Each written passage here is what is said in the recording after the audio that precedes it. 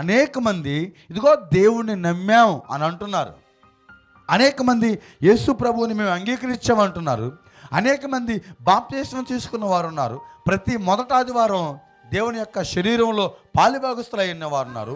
కానుకలు వేసేవారు ఉన్నారు, ప్రార్థనలు చేసేవారు ఉన్నారు, పాటలు పాడేవారు ఉన్నారు. మీరందరినీ నేను అడుగుతున్నాను, దేవుణ్ణి మీరు నమ్మారు కదా, మీరు పరిశుద్ధులుగా బ్రతుకుతున్నారా? పరిశుద్ధపరచబడిన వారిగా మీరు ఉంటున్నారా? లోకానికి మీకు తేడా ఉంటుందా? గుర్తుపెట్టుకోండి, మీకు లోకానికి తేడా లేకపోతే మీరు నమ్మినటువంటి విశ్వాసంలో ఏదో తేడా ఉంది.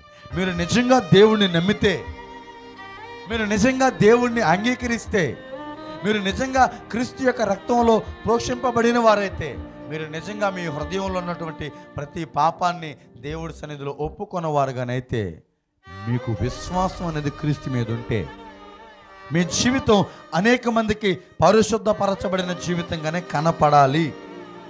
మీ జీవితం ఇంకా అనేక మందికి పాపిష్టి జీవితంగా, అనేక మందికి దౌర్భాగ్యమైన జీవితంగా, అనేక మందికి ఉపయోగములు లేని జీవితంగా, అనేక మందికి చెడిపోయిన జీవితంగా, అనేక మందికి పాడైపోయిన జీవితంగా, వ్యభిచారైన జీవితంగా, దొంగ అయిన జీవితంగా, భయంకరమైన పాపాలు చేసేటటువంటి వ్యక్తిగా నువ్వు ఎవరికైనా కనపడుతున్నావు అని అంటే గుర్తుపెట్టుకోండి, నువ్వు దేవుణ్ణి నమ్మలేదు. ఒకవేళ నువ్వు అనుకుంటున్నావేమో నేను దేవుణ్ణి నమ్మాను కదా అని, పర్ఫెక్ట్గా నువ్వు దేవుణ్ణి నమ్మలేదు. దేవుణ్ణి నమ్మితే ఆ విశ్వాసం వారిని పవిత్రపరుస్తుంది. బట్ నువ్వు దేవుణ్ణి నమ్మేవంటున్నావు కానీ నీలో పవిత్రత ఉందా? పవిత్రత ఉందా? పవిత్రత లేనప్పుడు దేవుడు మీ హృదయాన్ని పరిశుద్ధపరచలేదు అని అంటే కారణం మీరు దేవుణ్ణి నమ్మలేదు.